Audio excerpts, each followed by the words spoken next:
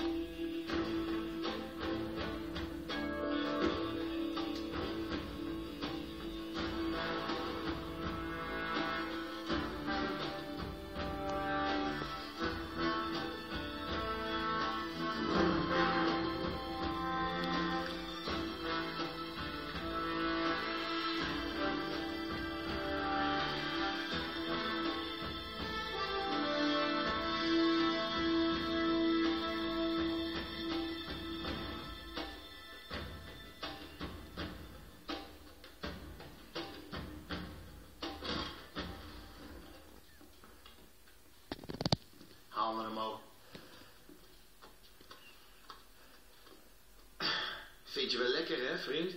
Oké, jij bent de grapjas. Een warm ontvangst.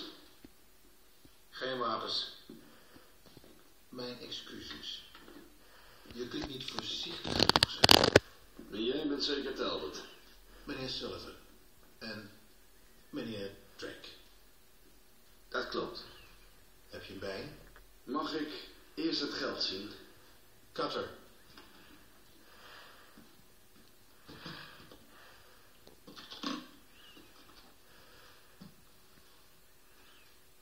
Het hele bedrag. En laat me maar zien.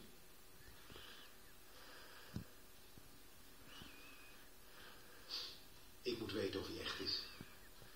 Natuurlijk. Zilver, 16e eeuw. Elisabethaans ontwerp. Gegraveerd met Sir Francis Drake's motto. Zo. Hij lijkt echt te zijn. Ja, natuurlijk is die echt. Als ik vragen mag, hoe komen jullie hier eigenlijk aan? Maakt dat wat uit? Mijn cliënt zal tevreden zijn. Hé, wacht eens even. Sally, dit is nep. Ik kan jullie verzekeren. Wow, je hebt gelijk. Dit is zo nep als de titel van mijn ex. Wat probeer je me nou te flikken, vriend? Dat kan ik ook aan jou vragen.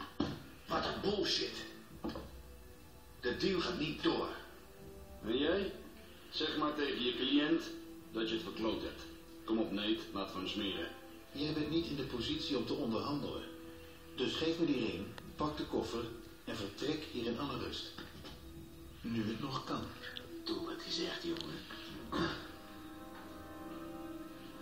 Je bent een dief. Kijk nou, dat is ironisch.